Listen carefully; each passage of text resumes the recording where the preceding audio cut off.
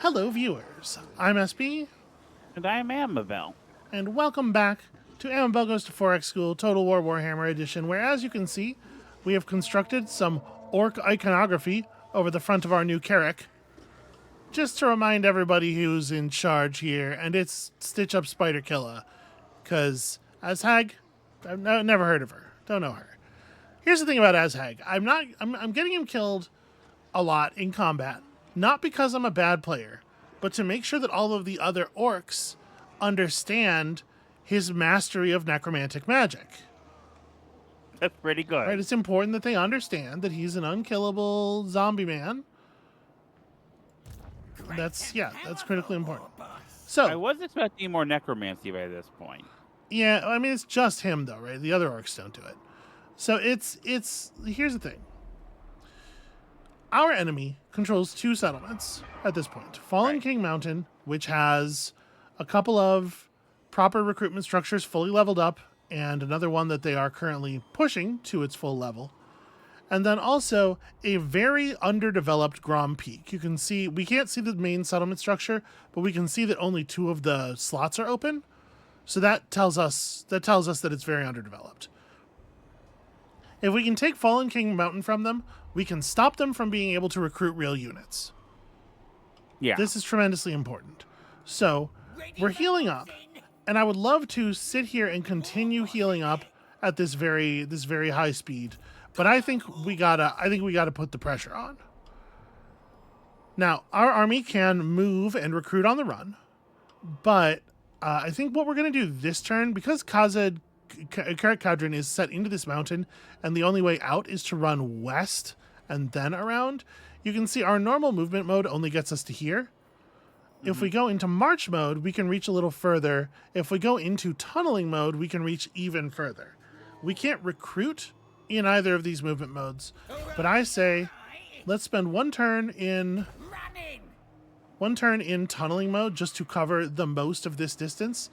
Next turn, we can make it most of the way to Fallen King Mountain. We can do some recruiting on that turn. We're still getting some replenishment. It's hard to see, but it is there. We're still getting some replenishment because we're in friendly territory. We'll do some recruitment in Nashrak's lair. We'll be able to get those cavalry units if we want, because we are in the local area.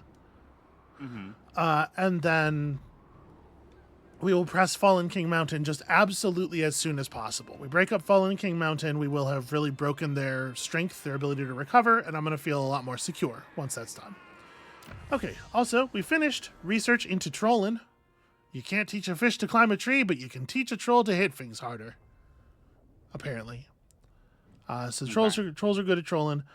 We have, in theory, the ability to unlock the ability to hire Oglock the Horrible to come be a war boss for us if we wanted to, if we had 5,000 spare gold. But we've also unlocked one of the requirements for bigger and better bosses, which is a place we're trying to get to. So I think we are now going to push along the goblin line. We have to level up these goblin skills to get there as well. Let's start picking up some improvements for our goblins right as we're about to start picking up the ability to recruit goblin units that we might actually want in the army. Because we are pursuing, now that we've got our infrastructure stuff in place, we are reinstituting and pursuing this goblin building chain. So the first level, it gives you goblin units with spears and goblin archers, and they're just kind of terrible, right? We've seen them, they're capable of standing in place and receiving a charge, and that's about it. And that's not nothing. Somebody's got to do it. But when we take this building up to level 2, we're going to have access to night goblins and nasty skulkers. And those are units that have an actual purpose in our army. So I'm excited to get up to that.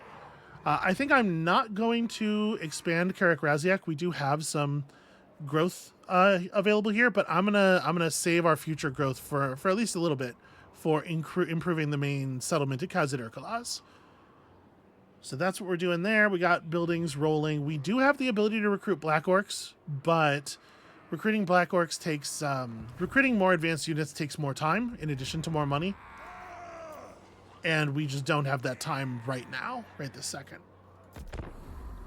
So we're just going to continue pushing on the path to Fallen King Mountain. We might be able to get adjacent to Fallen King Mountain with another underway move. I'm not actually sure. We'll see. Yeah. Congratulations. What? You've already I done more ended a turns turn, this yeah. episode than last episode. Well, hold on. We're approaching the same amount of turn. Here, as we see the very beginning of a second turn. Mogo Diamond is on full retreat, or maybe he's just harassing Nashrak Slayer, whatever. So we presume that the enemy is remustering a force at Grom Peak, right? Because we don't see one at Fallen King Mountain. And they definitely will have started mustering the turn after their loss. It turns out when you don't have an army anymore, all of a sudden you have all this money on hand. So you can just start buying a new army right away. If we stay in underway stance, no, we can't quite make it over here because we have to move. We would have to be able to move past their zone of control. So the underway stance is only going to get us that far.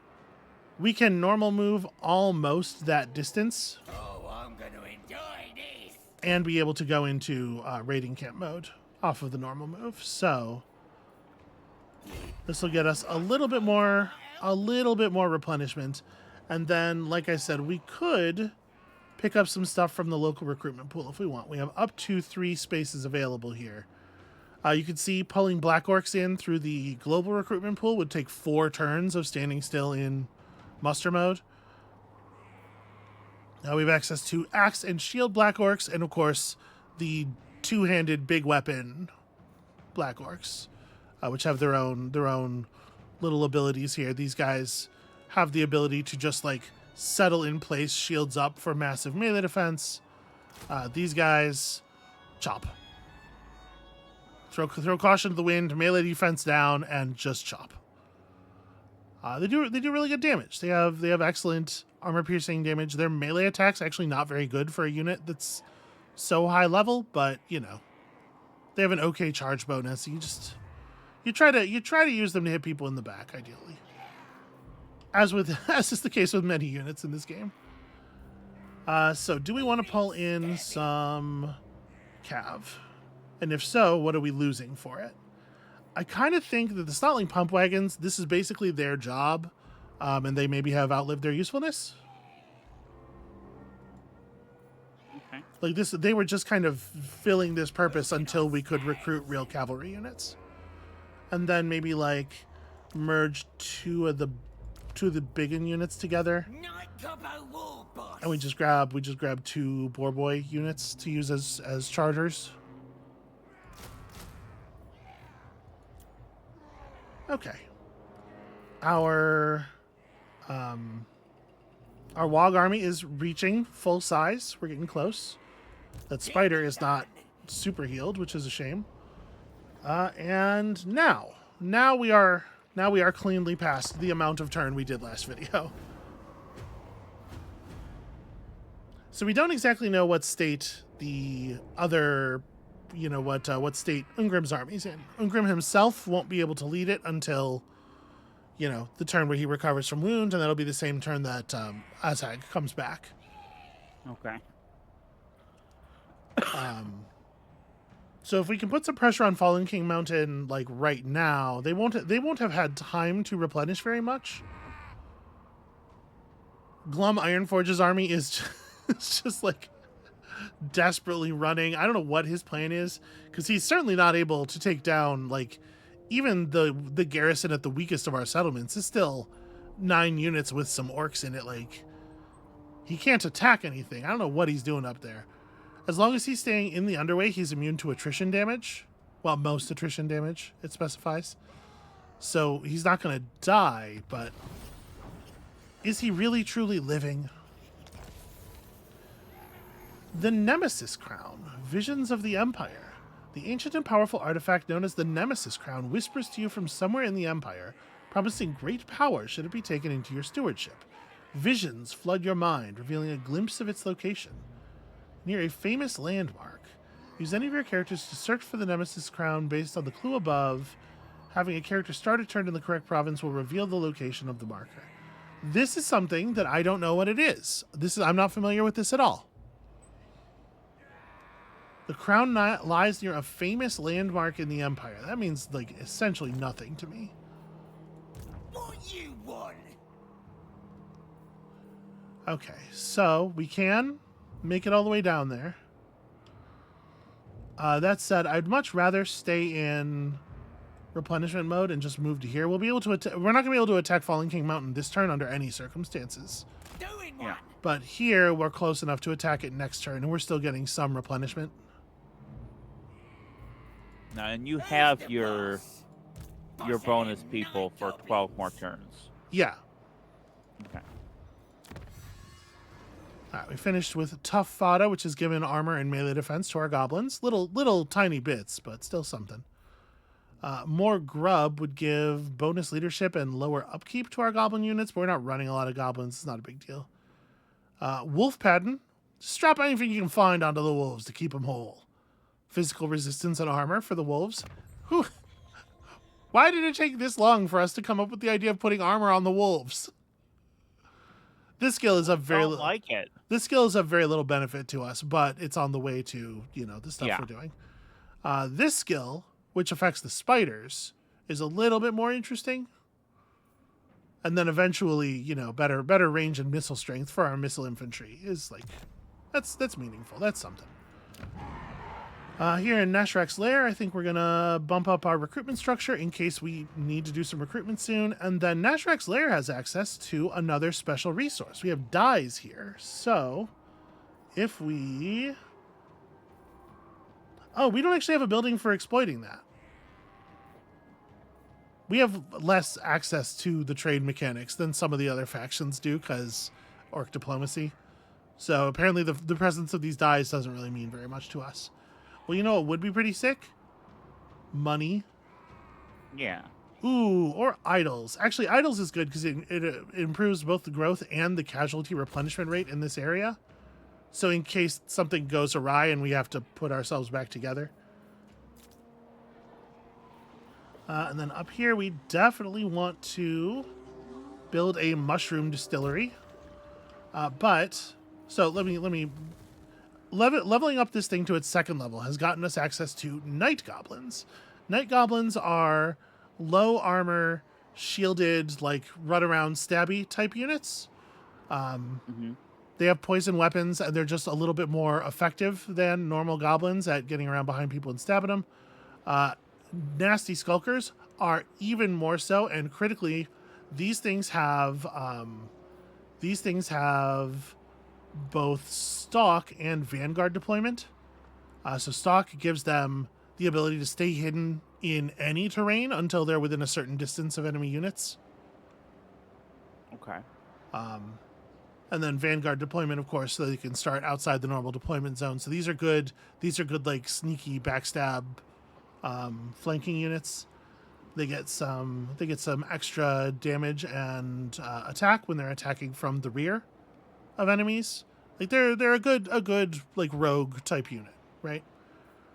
This also gives us access to night goblin archers, which are poisoned goblin archers. The poisonous arrows make a big difference because the missile strength they have here is not going to be meaningful damage against basically anything, but this poison could matter a bunch. Lowering enemy stats is very valuable. It also has given us access to the Goblin Big Boss, and we're going to be hiring one of these presently. So, recruit hero. You can see here we have limited access to each hero type based on our buildings. Different buildings give capacity. So we have two capacity for Black Orc Big Bosses. We probably should have one of these. I don't know why I haven't recruited one yet.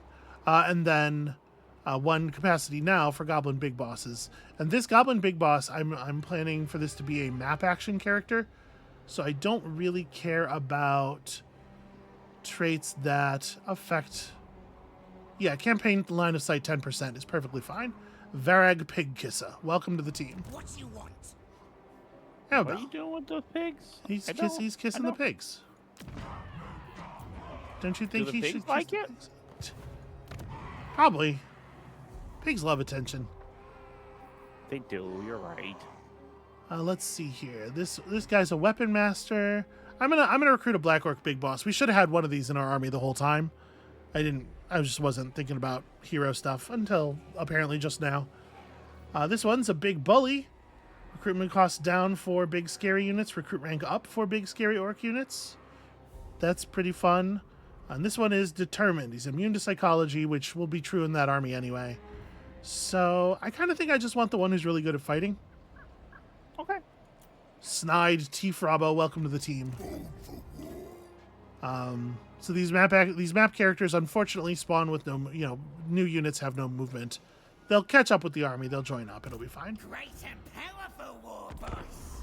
All right, let's see if the dwarves reveal themselves. If they don't, Fallen King Mountain is ours. If they do, it still probably is because we have close to 40 units to throw against it. But I think we've got them on their back foot in a way that they're going to have a hard time recovering from. You know? Yeah. Okay. That was a handoff. Oh, I'm sorry. It's okay. I just... Now that, Here's All right, Glum what are you Ironforge continuing to run around in my territory. He's encamping. He might start trying to muster. But if we remove the buildings that he would use to do so. So because he's not in friendly territory, he can only use his global recruitment pool. So they're going to come in slow and expensive. And if we can just eliminate his recruitment buildings, we can probably make this not a big deal. Also, even if we don't eliminate the recruitment buildings, it's such a slow thing to recruit like a sizable army via the global recruitment pool. I don't think we're in any real danger here. Ah, the Bray herds come.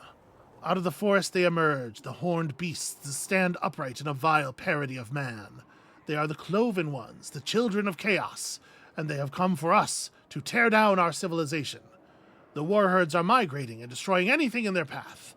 So, okay, a Shadowgore war herd has appeared here. This is a Beastmen thing. It says they've come to destroy our civilization, but to be clear, everybody around us got that message too. They've come to destroy civilization in a kind of a general sense. That said, I think we have enough bodies here that they'll probably tend to run in a different direction. Right then. Because they're going to try to destroy things, but they're going to try to destroy things while surviving. You know? Alright, I'm just going to take the easy, decisive victory here. I hope you don't mind. Got ourselves a Talisman of Endurance. Pretty cool.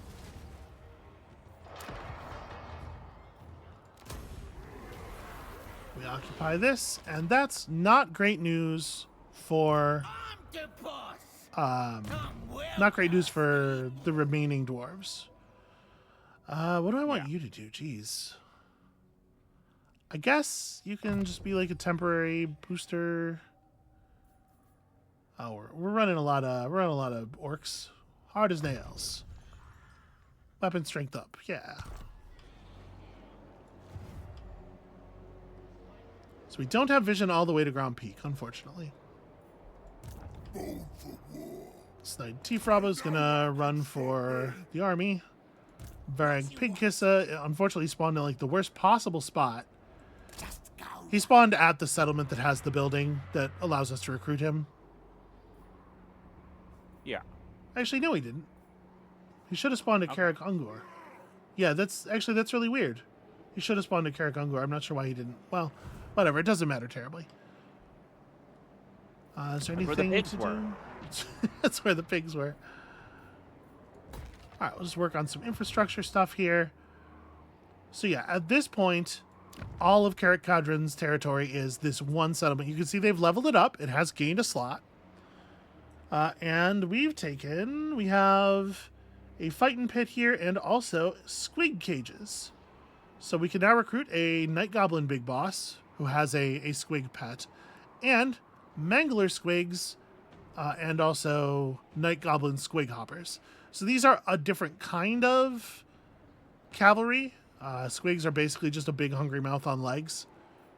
And they are a delight, to be clear. I think I'm gonna demolish the fighting pit. We have another one really nearby, but we don't have access to these units otherwise. So I think I'm gonna hold on to this for just a moment. We're going to make room for some more money-making buildings because we could use some more money-making. My project right now, my most important like midterm project, is to get us a second functional army. And that's going to require a certain amount of income, you know. A critical insight that I have gleaned from my passing knowledge of history is that armies ain't cheap. Right. Generally, no, they're not. But we sure do need a lot of them here in this situation. So he did, it looks like he mustered a unit or two maybe, and then he went back into tunnel. Oh, what are you doing? What on earth are you doing, sir? We're gonna maybe Very Pig Kiss is gonna just mess with him for a while, I think, is the plan. That's how we're gonna get those first critical levels. And I say critical, not in the sense that I think we're going to get a bunch of critical failures. It's totally not going to happen. Huh. I miss Masha. I think this army just fell back because it lost a battle. The way they moved out and then suddenly we're moving back across and now all of a sudden all their troops are gone. I think somebody else is about to take that castle. Amabel, our border may be changing. There was a confederation. The northern provinces have consumed the Celestial Loyalists. That's all Cathay stuff. I have no idea what to make of any of that. What a sucking it do you want? Hey, bad news. Azhag's available again. He's in charge.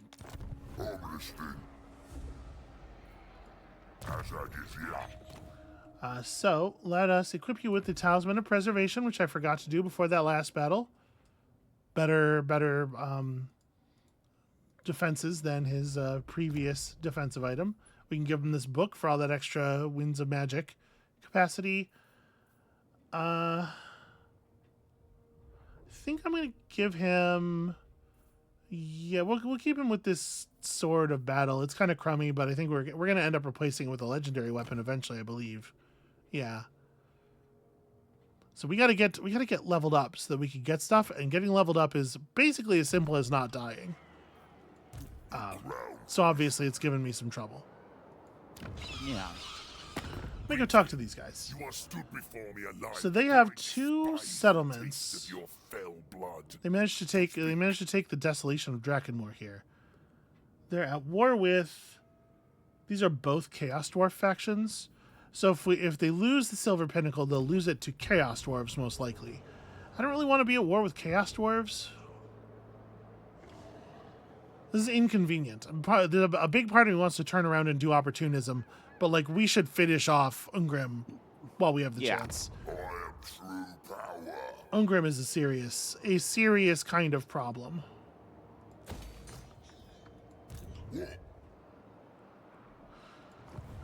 So Snide Tifraba is close enough to join the army, but I'm actually going to have him just run up here for a second. And Varag, he's moving. He'll catch up eventually. The move speed of an army is capped by the move speed of the thing in the army that has the least move remaining. So if I had him run all the way over here and join us, we only would have been able to make it that far. I think I'm gonna just press maximum distance. Hey, look! Greenskins. So they don't like that we're a strategic threat. They do like that we're fucking up these dwarves. Could we perhaps get a non-aggression pact negotiated? What if I were willing to throw in some money? That's a lot of money. We should probably take it. Just to have somebody friendly to put our back up against. But that's a lot. Sounds good. It's a lot of my money, you asshole. So with other forces that are of your same faction type, Yeah. in addition to the ability to have alliances, you can confederate.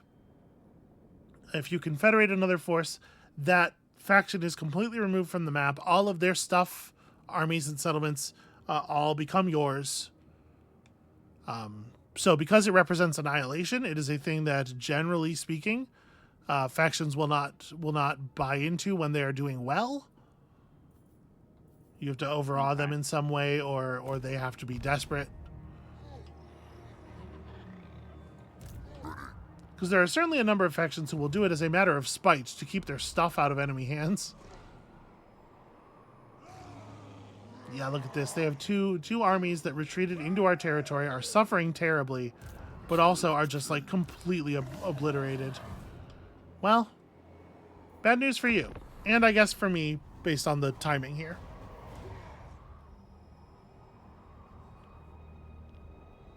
Alright, so we're going to be coming into view of the dwarves at some point here. And at this point, they've had, what, like 6 turns to muster? So that's enough time to build up a large force. But after we took the Fallen King Mountain, theoretically, the only things they should have been able to recruit are their most basic units. Yeah. So I'm hoping that we're going to see... Ooh, the bars actually... completely green. Like this, it makes it look like they don't have anything at all. Maybe they haven't been mustering. They certainly should have been mustering. It certainly would be a huge mistake for them not to have been mustering. Oh, look at that. Mount Gunbad has another gold mine underneath it. Well, we didn't need another potential enemy. So, Grom Peak, in addition to being the final stronghold of our most immediate enemy, and a place with somehow verdant pastures, despite the fact that, we're in a mountain pass, it also has another trait that a settlement can have, which is that it is a site of historic importance. There is a special historic building that we can construct there. Now, settlements have, different levels of historic importance to different factions. If your faction can build a special historic building in a place, it has this little, obelisk. Here, we can rebuild the famous statue of Grom the Paunch. That's why it's called Grom Peak, because this is where he's from. We can just demolish the statue of the dwarf god Grungni and replace it with a fat statue of Grom the Paunch, which will give us big leadership for all of our goblins. Goblins fucking love. Grom is like the Goblin King. And also big control over the area. Everybody loves this idea. This idea of a huge statue of Grom. Wear really tight pants. I don't know if he's wearing pants. Is he that kind of Goblin King? Okay. The kind of Goblin King who wears really tight pants? Yeah. I don't know. Is that a kind? Is that one of them? Is that a thing? Yeah. Is that not? Are you doing hilarious reference humor that I'm not getting? Is that the deal? I guess I thought you were familiar with the film Labyrinth. I am. David Bowie is the Goblin King. Okay, hold on. He is. Jareth is the Goblin King. That's true. You can't go from talking about Grom the Paunch to talking about Jareth Fatbulge and expect me to make that those. I don't know if there are two creatures whose appearance are more diametrically opposed. All right, we're gonna make room in our army for Snide Tifraba to come and join us. So as a good names, thank you. As a Black Orc boss, he is increasing experience gain by 25% for units that are serving in his parent army. He makes sure everybody learns. As a combat unit, it's actually, we can't... Do we not get to see his combat stats here? That's annoying. Here we go. He has pretty good combat stats, 63 attack, 60 defense. He's a better fighter than Azhag is. Big weapon, lots of armor-piercing damage, pretty okay charge bonus. He has Deadly Onslaught, which buffs him up to do even more damage for about a third of the time. He can be equipped, of course, and he can learn lots of even more murderous skills. He has silver rank shielding, which means he gets 55% projectile block. There's bronze shields, silver shields, and gold shields, basically. Gold shields are, I believe, 80. Very, very few units have that level of shielding. And it's not shields made of gold. It's like just, it's a ranking. I was going to say, it seems like that shouldn't be the way it goes. Yeah, no, it's just an indicator of rank. I saw your face. Gold as gold as a famously heavy and soft metal is not great for making shields out of. All right, we're close enough to Grand Peak to be able to see what they're building there or what they have there now. They have a bakery, they're taking advantage of the pastures. They have an armory, so they can have runesmiths.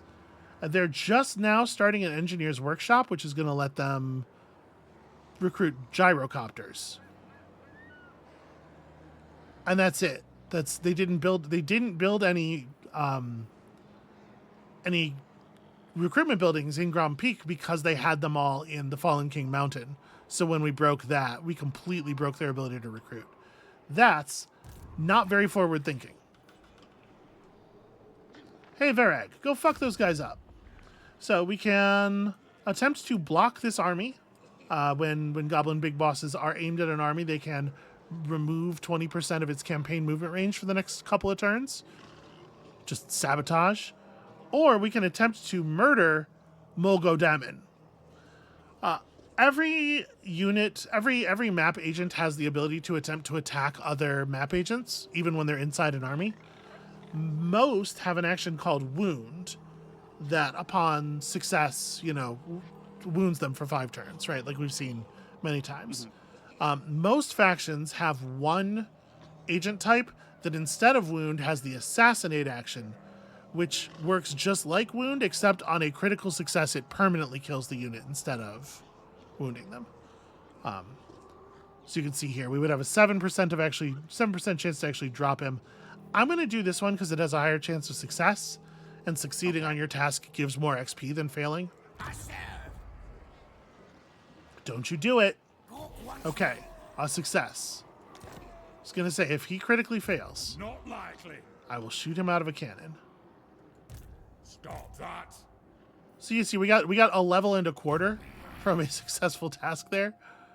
And we are definitely just going to increase the functionality of these two skills.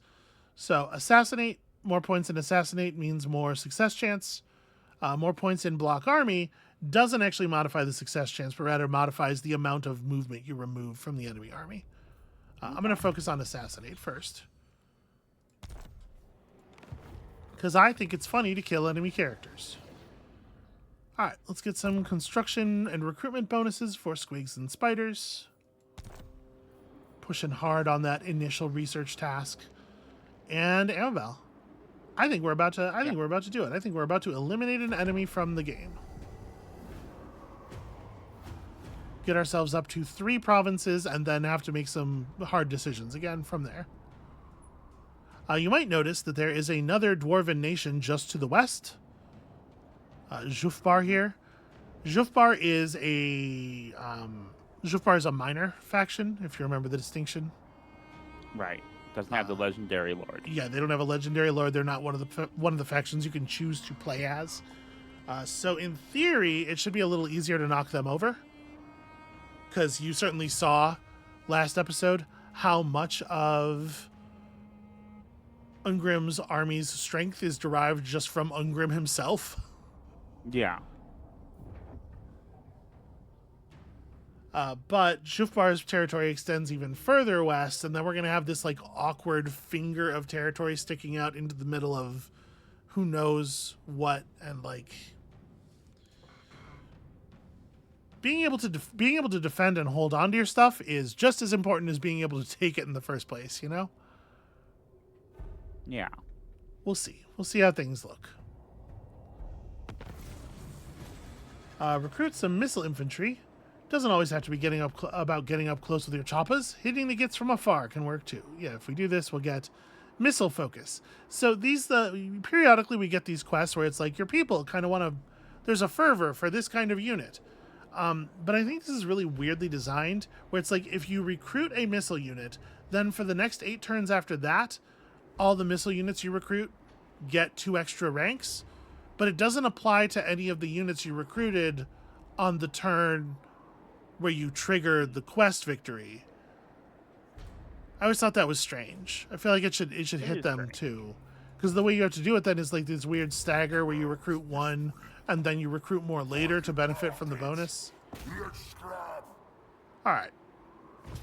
We are certainly prepared to knock over a single Carrick gate with 4 units of catapults.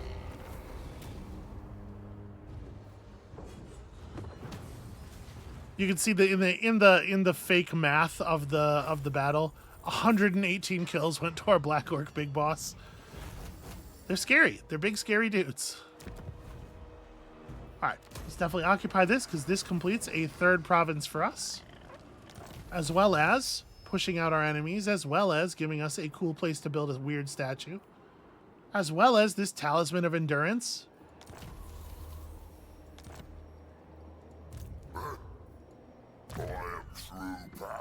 All right, we can finally get Ironhard for Azhag. So now he recovers from wounds 1 turn faster, and he heals for plus 30% of his max HP every turn. Then we're reaching into this next box. So we have some more kind of like just numerical, this thing makes you better at ambushes. Mob boss lowers the upkeep of your army, and that's certainly a very important one in terms of like, being able to hire a second army. Really green. Being green means you're really mean, which for some reason helps us resist corruption. I don't know. On our way to Renowned and Feared. But what we got to talk about first here is Lightning Strike. Okay. So, an army with up to 2 levels of Lightning Strike gets these faster reinforcement times in battle. Or slows down enemy reinforcement times is the way it works. Your units get there ahead, and the way they process that is by increasing the enemy's reinforcement time. Okay. But if you have all 3 ranks in Lightning Strike, you can perform a special kind of attack that is called a Lightning Strike. When you Lightning Strike, you just blitz an enemy army, and no reinforcements of any kind are allowed on either side. Okay. I don't know what your, like, at a glance estimation of that is. In my opinion, this is the single most important ability in the game. Yeah, no, that feels incredibly powerful, both mechanically and like, also like just, I mean, it has a sort of historical precedent, right? The idea, you get in there, you do it quickly, you strike quickly, without being slowed down by needing to handle the logistics of your own reinforcements without giving them time to do it. I mean, it's really kind of like was the crux, I think, of early 20th century like tank warfare. Yeah, absolutely. And it does carry a penalty. Your units start the battle kind of tired. Makes sense, right? But it's such an important ability. I absolutely really really want this on Azhag. This is really the reason we're going up the blue line. And then like by the time we can get this, we'll accidentally have Ironhard and we'll be right in front of Renowned and Feared. And those are both good. But I want at least one of our armies to have Lightning Strike as soon as possible. This is something I feel very strongly about. Okay, so we've taken over Grand Peak. We have liberated their Goblin Toolbox. We have one of these in Carrick Cadron as well. I'm not inclined to hold on to this one here. I think we'll smash this up. So we can make use of, once our settlement's level 3, we can make use of this pasture to let our beasts graze there, I guess. Improves our boar and wolf and spider units. Okay. We also can build the Statue of Graham, of course, and this is cool, but at the risk of being boring, I kind of think we need some like basic infrastructure shit first. Idols and treasure buildings, and we'll get to the other stuff. Oh, our man, right? Our little dude here, also leveled up. For one thing, I definitely want to give him that talisman of endurance we found. Toughen you up a bit. We may as well give you this extra armor we have laying around as well, and then 2 skill points. So he has blue skills, like all the other characters, blue skills for improving kind of like function on the map, yellow skills for improving his personal function in battle. I do like putting a little gas into that training skill that he has, so he's providing even more XP to his army, because leveling up units is nice. And then we're gonna just focus on actual combat performance for him. So he is now dead hard, which is to say he has 130 armor, which is a lot. That's a lot of fucking armor. He's a big tough dude for sure.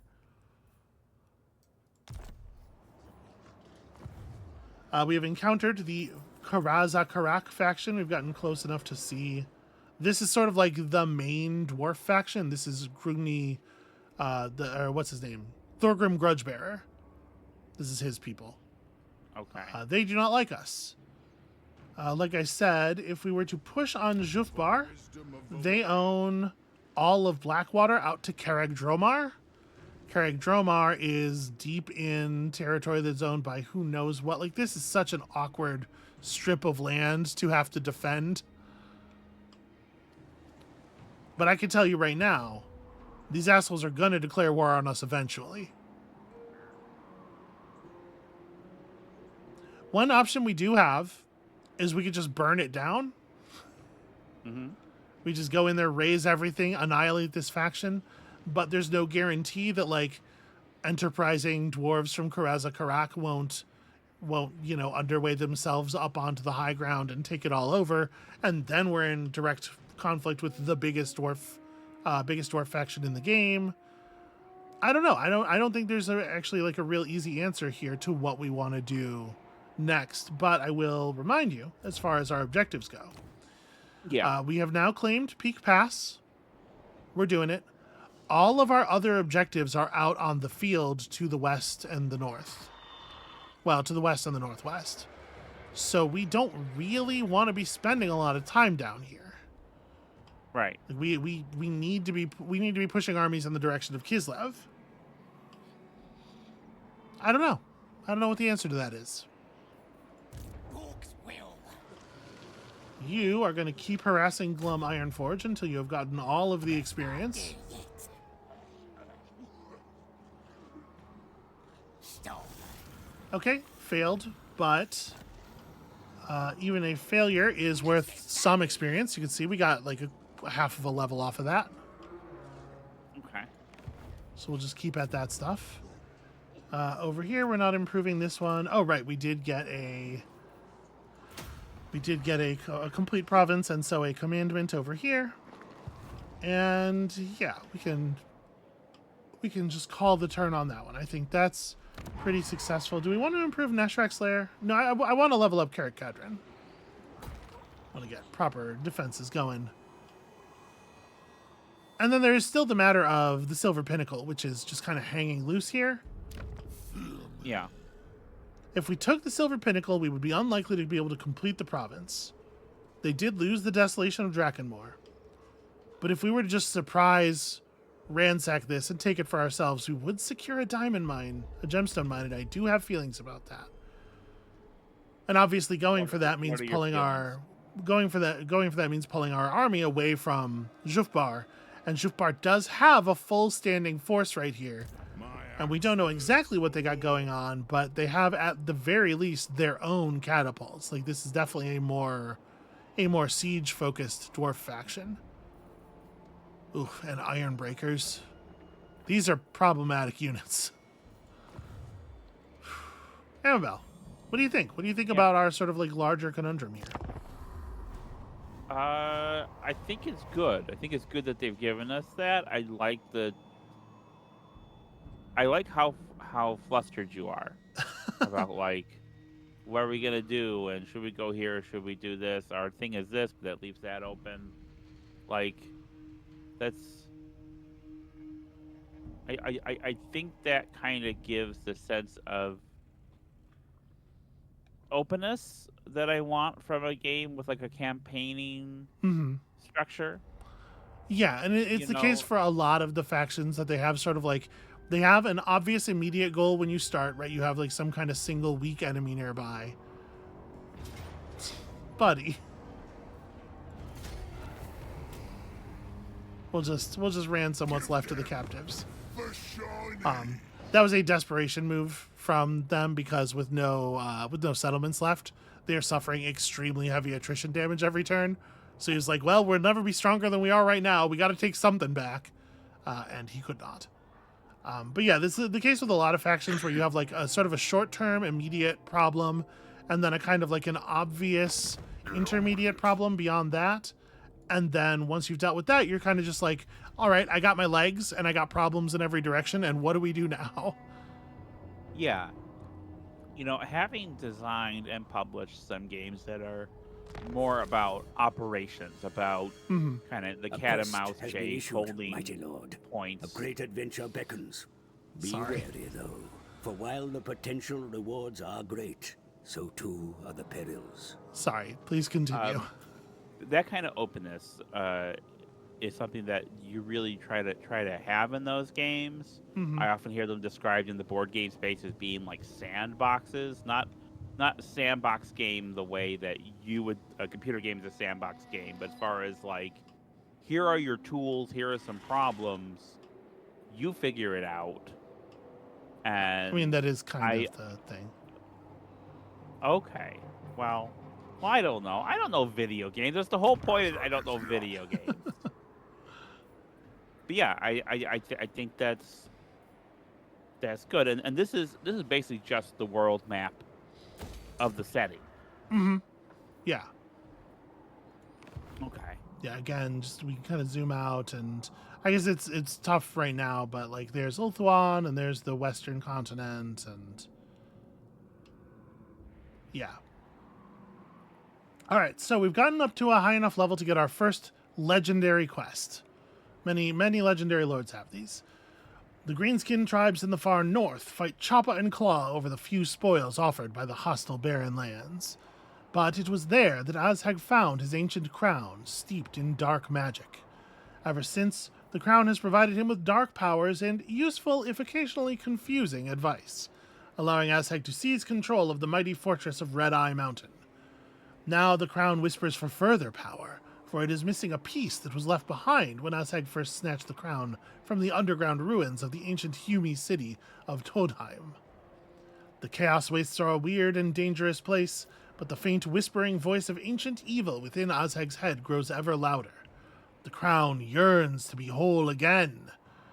So we have to go back up north here and recover a piece of the crown, and we will be given the full Crown of Sorcery as an item that we can equip, which gives us, all these things. In particular, enables the lore of death magic, so he'll get access to more spells from this school, and it has within it a bound spell as another sort of magic missile type spell. It also lowers his miscast chance just generally, so he's way better at overcasting than most wizards will be, which is a very powerful thing. Now, unfortunately, or fortunately, I don't know how to feel about it. I'm pretty conflicted. With these quests that take place at a particular spot in the world, almost all of them have this teleport option, where if the appropriate character's army is just in a neutral stance somewhere, you can pay a small amount of gold to teleport to the location, have the battle, and then be teleported home immediately. And you get the problem they're solving, right? If it was the case that I actually had to walk all the way up here, it would simply be like, well, that's something we'll think about 100 turns from now. Right. And they don't want your cool legendary items to be that way. But with the existence of the teleport button, there's no point really in saying, this quest item is in the distance and you have to undertake a grand journey to get there. Because literally everybody is just going to step outside of the settlement, teleport to the fight, and then, right? Yeah. It's a little bit of a bummer. So we'll be up against an enemy chaos army led by a void spawn chaos warrior made up of trolls and warhounds and chaos spawn with Reinforcements expected. So we don't know exactly how strong we'll need to be to take it. We're going to have to do a little bit of guesswork. But clearing it gets us not only that crown, but also 5,000 gold. And 2 turns of raised casualty replenishment to recover from the battle. Some factions were destroyed, including Carrick Cadron. Fuck them. It's true, we did kill those guys in battle. Korok Manripper was trying to do an ambush in our territory. We have seen through it.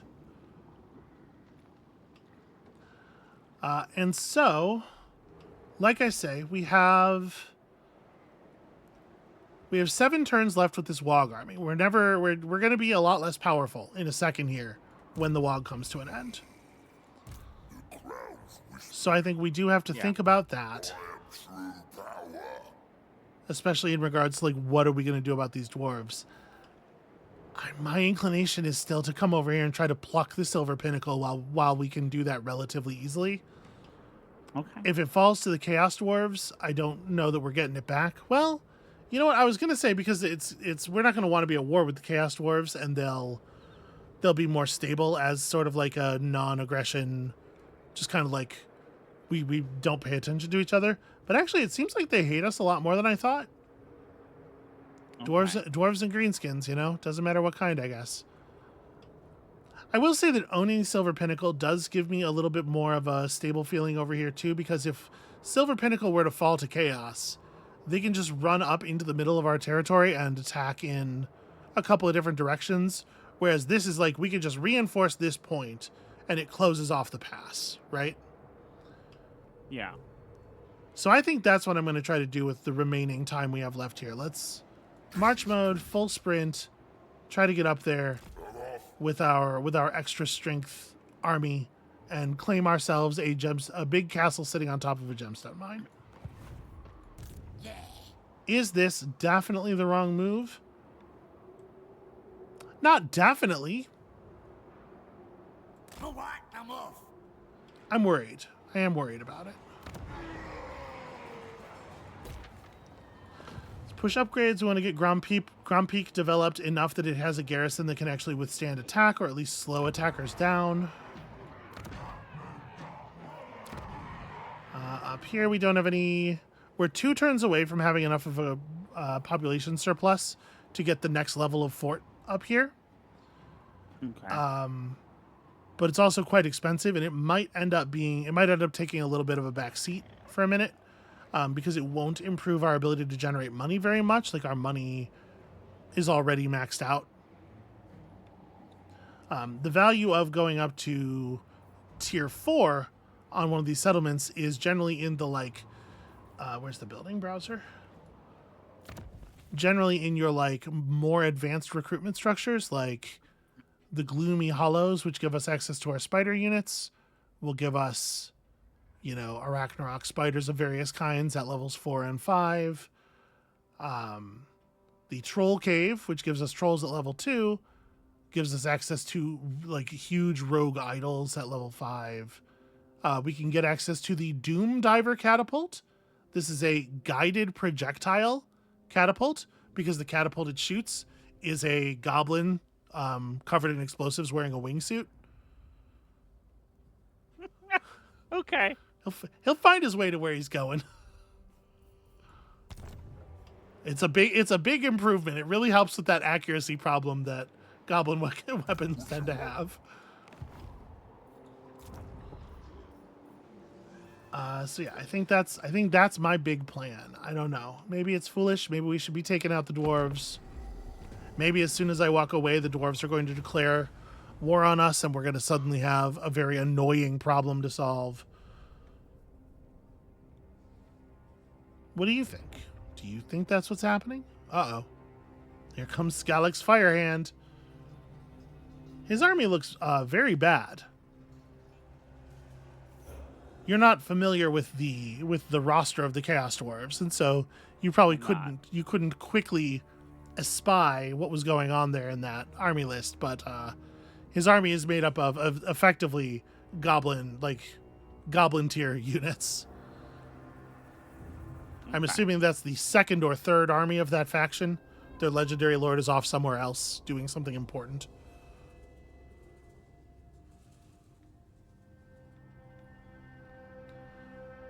Amabel, is this just greed? I mean, maybe. Maybe. I also want to say I don't believe that we get our WOG army as reinforcements in the quest battle. Okay, I Even was if we gonna do ask perform about it that. before, I think we won't. Because they're definitely designed to be fought with the one stack. Okay, hey, remember this? Gain a moderate income? We did it. At the end of the turn, we did have an income of at least 3,000. And that means we're in a position here where we could reasonably start to think about a second army, right? Our current army is... how much? Our current army is 3,300 upkeep per turn, so if we can push this a little higher, you know. In Nashrek's lair, some of our buildings have taken critical damage. What an annoying... this is just a really annoying event that makes all your buildings stop working. They have taken a very, very small amount of damage, and it costs, you know, a trivial pittance to repair them, but it makes them non-functional for one turn. There's a lot of these just like random events, as I'm sure you have at this point noticed, Yeah. that are kind of just like, well, maybe this stirs up the status quo a little bit kind of things, you know? Yeah, a little bit. It gives a little bit of noise in the thing. And Yeah. It is really hard to get around up here. All right, so we're running. We are continuing. +5 range and +10% missile strength for all missile infantry. Seems fine, seems good. You know, we have scrap. We should be upgrading some of our units with scrap. We'll worry about that when we get closer. Aye, Varag.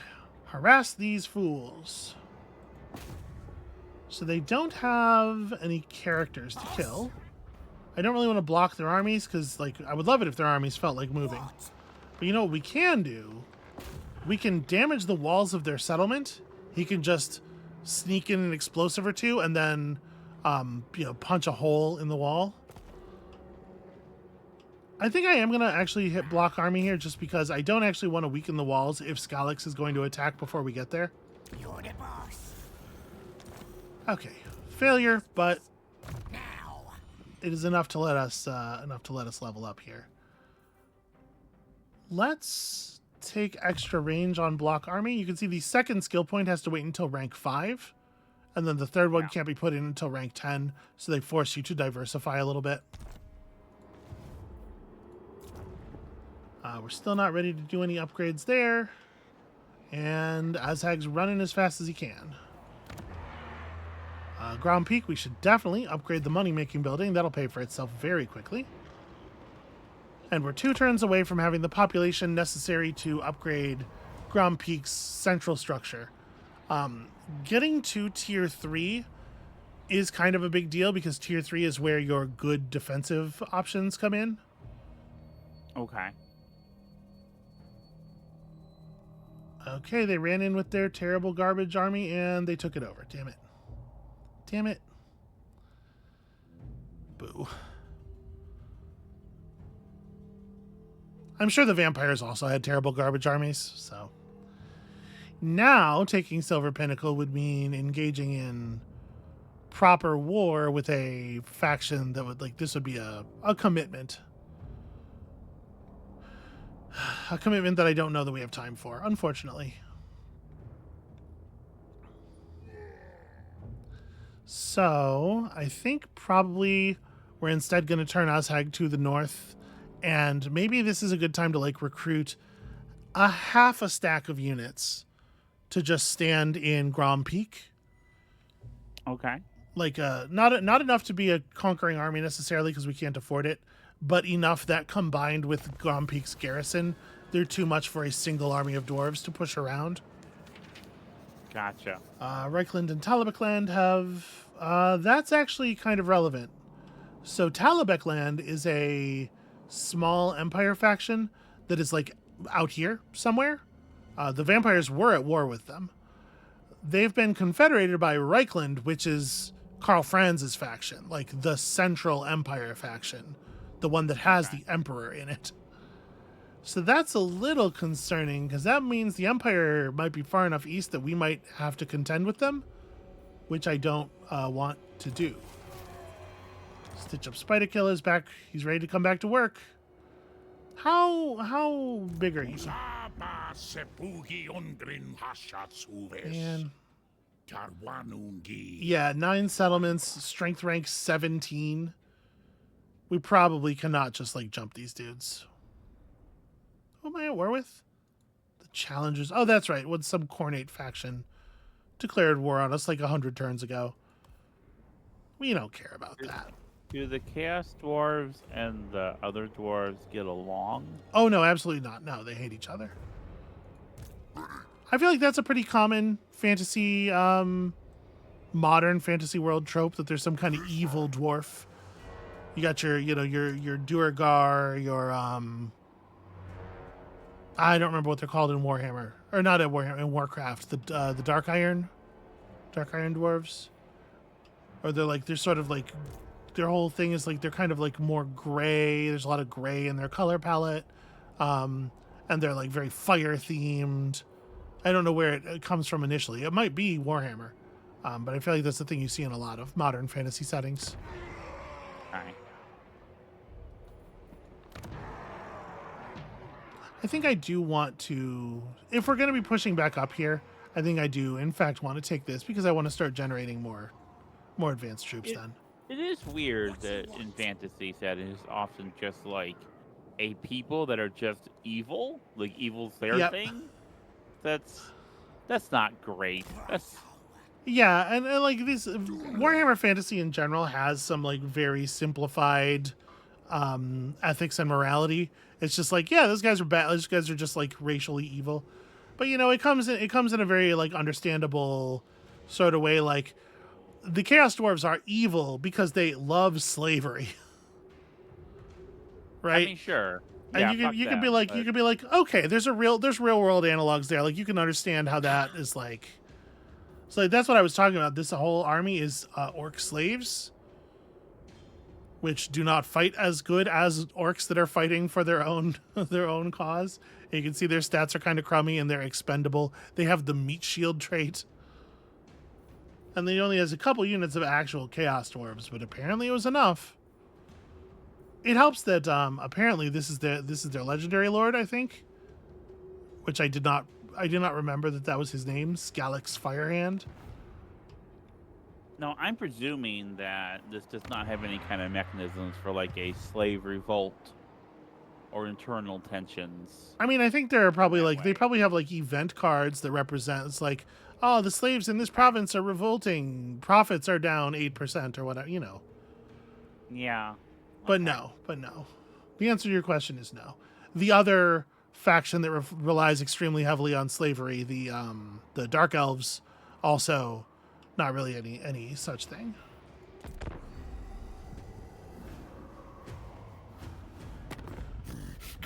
Oh, hey, remember the challenges of corn? We were just talking about them. They would like to pay me 600 gold for a peace treaty. They feel that they War's been too hard on them. they feel that they overreached before. Yeah, all right. I'm down. Oh, actually, you know what? I should have said no and counter offered them, because usually if they offer you 600, they're actually willing to go a little higher. You can twist the knife a little bit. Yeah. But I forgot. Yeah, this is a weird behavior that you see from the AI sometimes, where like somebody distant will declare war on you, and then they'll get their butts kicked in a different war that's happening nearby, and they'll get weaker than you, and they'll be like, "Hey, could we maybe call it off? I'm sorry, I was wrong." And you know, it's an annoying behavior, but they usually give you some money about it, so I can only be so mad. Oh, what is it? Okay, the Wargore. We moved too far away from them, and they decided that it's time. I gotta turn my damn army around. We were like a turn away from pursuing the next upgrade in Grom Paunch, or Grob Peak rather. And again with the Dark Omens, no. Morslib has sickly green glow, growth, blah blah blah. I am not afraid of the moon. When I gets there, gonna stay. So this is annoying. Who am I, Chewbacca? Amabel. Too soon. All right, we're gonna start trying to get Grand Peak leveled up. So you can see the garrison of this settlement right now is 11 units, mostly orc boys. It's about half orc boys and half various goblins. There's a troll unit in there. It's not horrible, but it's certainly not up to the task of fighting off 20 units of anything. And they have some minotaurs and stuff. Like, these beastmen are a little scary. We don't have money. And do I need to turn around? I really don't want to turn around. What I want to do is start recruiting that second army. But we probably need to wait until next turn to do that because we're, trying to push infrastructure and stuff. All right, at the risk of being a huge fool. Yes, it shall be. Oh, that's annoying. We can't make that jump. You know what? I'm gonna try to For the slaughter. thread the needle here. Okay. I'm gonna run back this way. The motion. We're gonna get access to the field by going through Cadron rather than around through Karakungor, and this way, if the Beastmen actually attack Ground Peak, we can do an underway move and be on this path to repel them.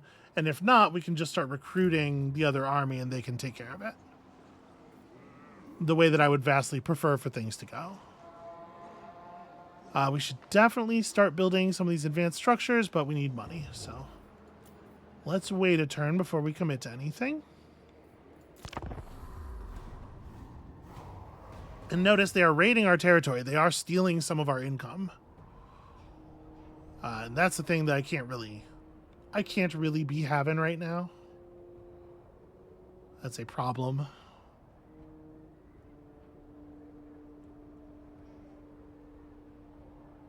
Also, I'm a little worried about Scalix over here. I'd really like it if he would leave.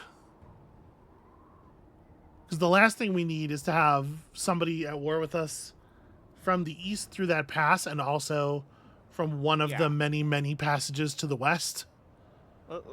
Let me tell you something from my experience as a historical game designer, military game designer, Okay. And a student of history in a way. Okay, so let me hold on. Let me just interrupt you. I want to cut you off at the pass and see if this is what you're going to say. Two front land wars in a sort of like Asia type setting, generally good, right? Good and wise to engage in. The Asia setting isn't really the important. Just really any two front land war. Well, I was trying to like layer on the famous land war in Asia. So it's saying on auto resolve it's going to give us a heroic victory. I guess. Okay, so his army is not very good. He has 2 units of minotaurs, and these are scary monster units. But he has a lot of chaos warhounds. Chaos warhounds they're completely useless in the siege part of a siege. Unsurprisingly, a dog can neither knock down a gate nor climb a siege ladder. And then he's got one try is adorable. And then he's got his army from there is made up of a bunch of Ungor. And the number one thing about Ungor is that they are not gore. It's right there in the name. And that's bad. Okay. You don't want to be that. Korok Manripper, he's gore. These guys, Ungor, every one of them.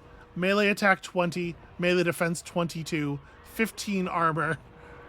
There's 160 bodies in that unit, and all told they have 9,000 health between them. If an orc sneezes on an Ungor unit, like 4 to 5 figures die. So I guess I can see this turning out in our favor.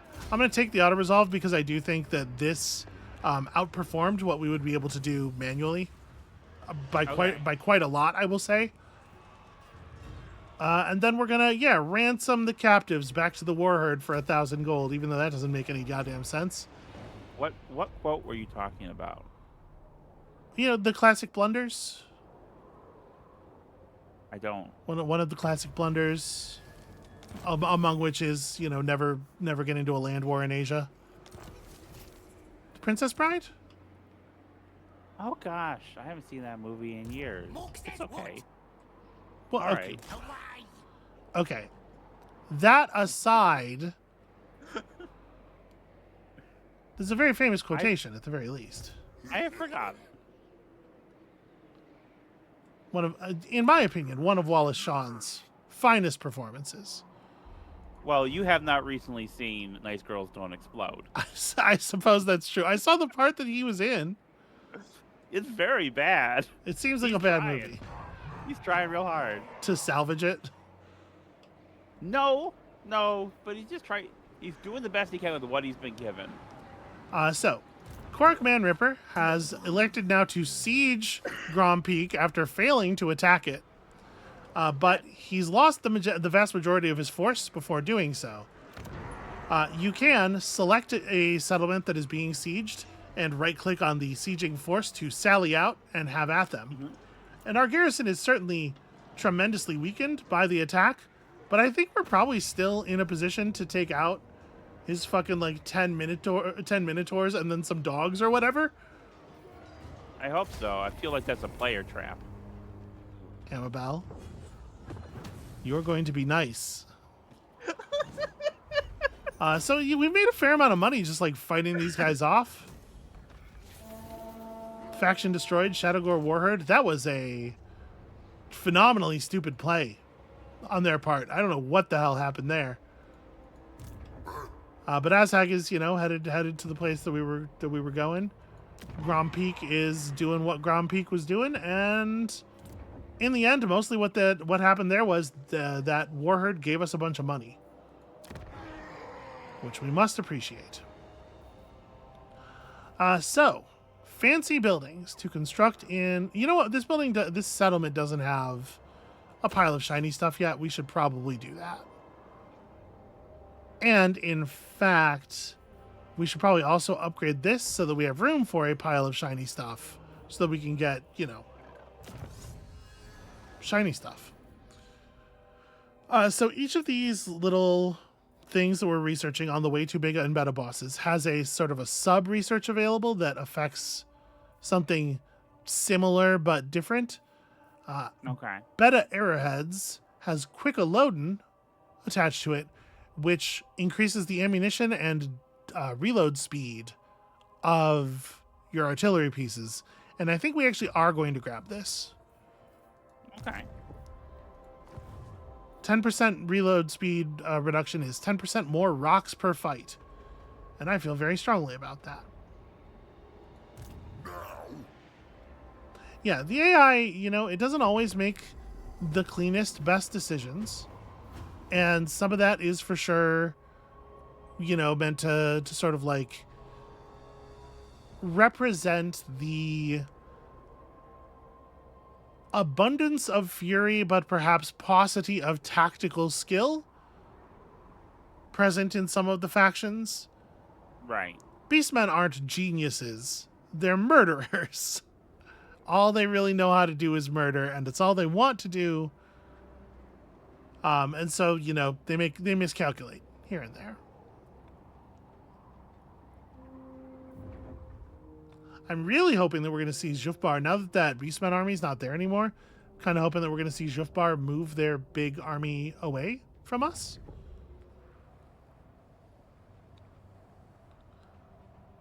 So once we reach the north here, we're going to have to make some tricky targeting decisions as to how we want to go about this push out onto the plains. And we definitely need to draft, at the very least, a sort of a supporting defensive army to watch over Grom Peak. Okay, another vision about the Nemesis Crown. The ancient and powerful artifact whispers to you again, promising great power should it be taken into your stewardship. The crown lies in a region owned by Reichland. Cool, great, thanks. Me. We fucking know, dude. That's the thing. What you want? So I'm gonna run all the way to here, and then from here we should be able to do underway hops to Karak Raziak and then to Karak Ungor without ever stepping outside of our own territory, because it's important to remember We do not have military And access. let us discuss mutually beneficial matters. Their opinion of us is still slowly trending upward, but we're not going to get high enough to get easy military access. And if you walk through another player's territory without military access, they get very cross with you. Even if it's to do a thing that's like to their benefit, they're just... it turns out people are super weird about borders. I don't know if you're familiar with this concept. I am. So that's the plan there, is to just to hop via the underway. And I think we have enough in the bank and enough income here that it is the time has come. So we have a decision to make.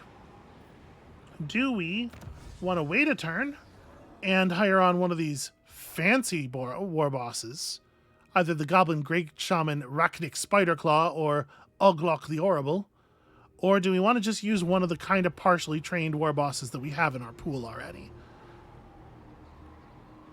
I'm a little bit inclined to like. I'm sure those guys in the skill tree are pretty good, or the tech tree are pretty good, but like we can definitely use the 5,000 gold for other things, right? Yeah. I kind of want to pull one of the ones we already started up. Grognok Fospike was doing wonderful work. He's a skilled poisonous ambushing. I think we should get him back on the force. So we're gonna recruit a second lord. We're gonna start recruiting some units. He has a kind of a weird situation here where we don't have all of our recruitment structures up in this region just yet. So actually, I probably should have recruited him in Carrick, like in Nashrak's lair, and then run down here. But I want to make sure it looks like we're recruiting. We're here and we're recruiting. So, what do we want to pull in then? We can bring in a couple units of Night Goblin Squig Hoppers. These are pretty good. So Mangier Squigs, these are just like big, mean. You can see they count as large. There's 4 of them to a unit, and they just do a bunch of damage to infantry. They're largely armor piercing. They have okay melee attack, boosted by 16 against infantry. They're quite fast, and they're just like run around and chomp people type units. They have this Force of Total Destruction ability. They explode on death for quite a lot of damage. Night Goblin Squig Hoppers are a little bit more controlled. They're smaller. It's a 60 body like proper cavalry unit with poison attacks, and they still have a decent bonus versus infantry. Even with the bonus versus infantry, their melee attack's not like awesome, but they have a 52-point charge bonus, and this is intended to be like a light shock cavalry kind of thing. You're supposed to suicide bomb these units. Just slam them into a big infantry group, let them get torn apart, and then let them explode. I'm taking something that's going to last a little bit longer. Although, actually, if we only put 2 of them in the pool, we could recruit some Black Orcs. We could get 2 Black Orcs into the global pool. It'll take them a while to show up, but wouldn't it be nice to have some like real stand and fight kind of dwarf killers? I think I'm going to do that. These are expensive and slow to recruit, and I think we should have them. So we're standing here, we're mustering. Hopefully Brundon Stoneheart doesn't regard that as his time to strike. Mr. Stabby. But he totally might. Farag, get down there and, just keep an eye on him. Keep an eye on him and or stab them repeatedly, whatever makes sense to you. And or kiss their pigs. And or kiss their pigs. So, with an agent here, we can see this army a little more clearly. They got 2 units of grudge throwers, which is, of course, what they call their catapults. Ridiculous.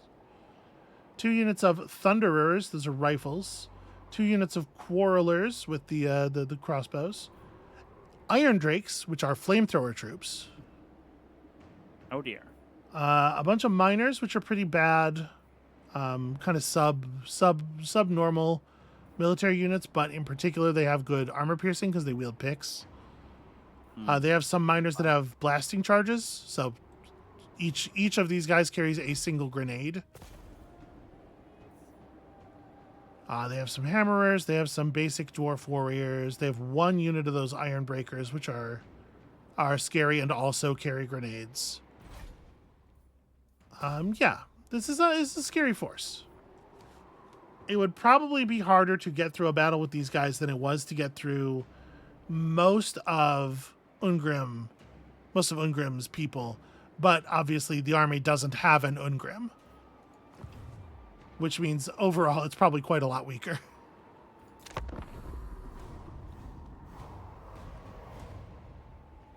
Legendary lords, they can be very, very powerful. You know? Yeah. No, you don't. Why are you pretending to know? Amabel? You told me. You told me. I listen. I Caught take you. notes. Caught you I read faking it. ahead. I caught you faking it. Sweetie, I have never faked it. All right, okay, calm down. So we do need to get some proper recruitment structures down in this region, though, so that we can get Grognok fed a little bit faster.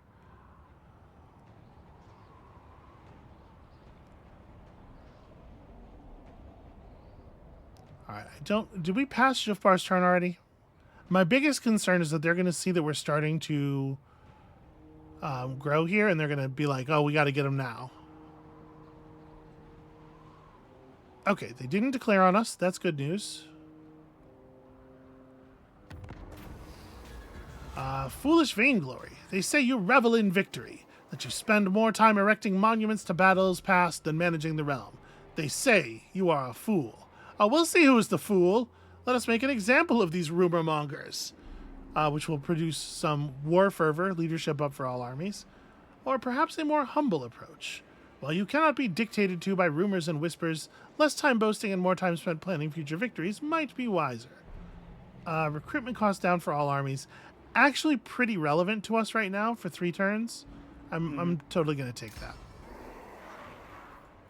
All right, so Grand Peak has a garrison. We are improving the garrison by improving the main settlement building, but also improving this main settlement building is going to give us access to better tiers of the defense building, which not only adds more garrison, but also increases the functionality of the walls and towers and gatehouses and gives some bonuses to our units in the area and stuff. So my plan is to pursue some of that stuff, make Grand Peak kind of a pain in the ass to attack, and then have this like half stack of units that along with the garrison makes it so there's like 25, 30 units in the area, and it's just like not a good idea to come after with anything less than 2 armies. And hopefully that will be enough deterrent. Okay. But we're talking about next time stuff here, because I think we have reached the end of this episode. Before I do anything on this turn, we're going to go ahead and call it. We have a plan. Actually, you know what? Let's go one more turn, because we're about to get the WOG trophy. Let's just run through that. So, All right. I think I want to spend the rest of my money just recruiting things here. We want to pull in some stuff that we're not going to be able to pull in anytime soon. Actually, I guess I'm going to probably use this slot for recruitment, like a basic orc recruitment structure. So we're not going to be able to pull catapults naturally. Let's put 2 catapults on order as well here. Like I said, Azhag is going to use the underway to avoid having to step into vampire territory. The territory line is here. I guess it doesn't matter hugely.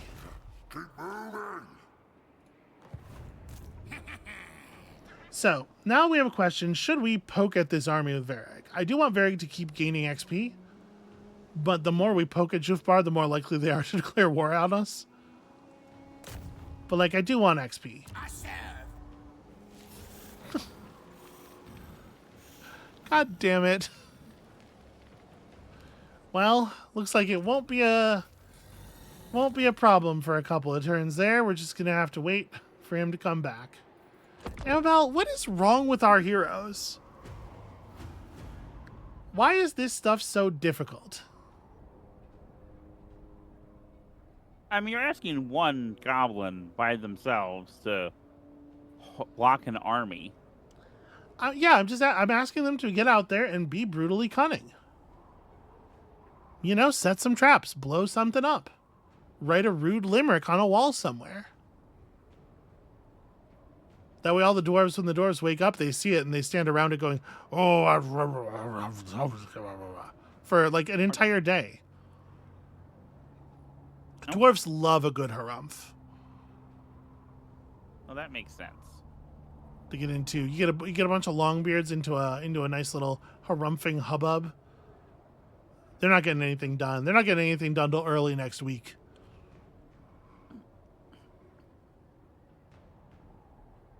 All right, so the end of the WOG. Our glorious WOG ends. You have successfully completed the call and attained your trophy. The mobs have dispersed for now. Start building your reputation toward your next call. Oh, I'm going to. So, we get a reward. We can take the jackpot. This is it, boys. We smashed them proper. 4,000 treasure, 300 scrap. We could call a squig tide and get a whole bunch of extra squigs. 3 super squigs. These are actually just basically like just suicide bomb grenade units. Like their only attack is explode. I don't think they're very good personally. And 1 armored squig hoppa. Or Spidery Doom, but it's just lava spider rider archers, not like big spider. We can get goblin archers other places. They won't be quite as cool. They won't have the fire, but I'm inclined to take we just need money right now. Yeah. All right. Mission issued. The mightiest fortress. Upgrade any settlement building to level 5. Boy, are we trying. We'll get the Skull Wand of Kaloth, which, okay, gives us some... So not only does this improve our damage output, but it imbues our attacks with the discouraged effect, so any enemy we hit loses 16 leadership. That's pretty good. Okay. It's basically just like a fear rod. You just bop people with it. Well done, my lord. Oh my god. Silence. And here's our trophy. Look, the big Stunties trophy. The ruin left by your WOG has gone down as another entry in the Stunties grudge book. +4 weapon strength for all of our armies, or 4%. -5% construction cost for all buildings. Hooray! Big trophy. And now we're back down to bottom feeder. We got to earn ourselves some reputation. We get to start at 10, though, because our previous WOG was a success, so that's nice. Okay, now we're going to end the episode. So, this faction here is on our trouble list. First of all, we need to take control of Ostermark, which is this region here, comprised of these territories, and also Essen, which we have to get from the vampires somehow.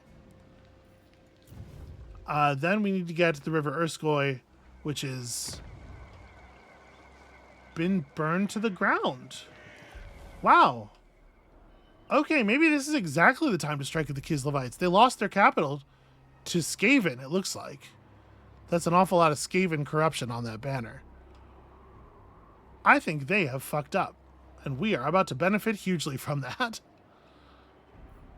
But I was going to say, and then in addition to that, the long campaign victory that we're going for would certainly benefit from us grabbing a bunch of like the easy stuff around here, which means we're going to be in constant conflict with these guys. But maybe not, because maybe they're going to be dead. Find out next time. I will tolerate no opposition. So they're reading as strength rank 61, just below us right now, with 4 settlements under their control. We can see the land across the river here is a different color, so their stuff is out this way. They probably control all of Ostland or something. At war with the Challengers of Khorne and Clan Molder. Very interesting stuff. Very interesting stuff. All right. That's going to be it for us for today. Thank you all so much for watching. When you come back next time, opportunism. Listen, orcs love to fight. There ain't nothing in the rules about fighting fair. So, come back next time for, hopefully, a series of one-sided slaughters. And we'll see you then. Nothing in the rule says a dog can't climb a siege ladder.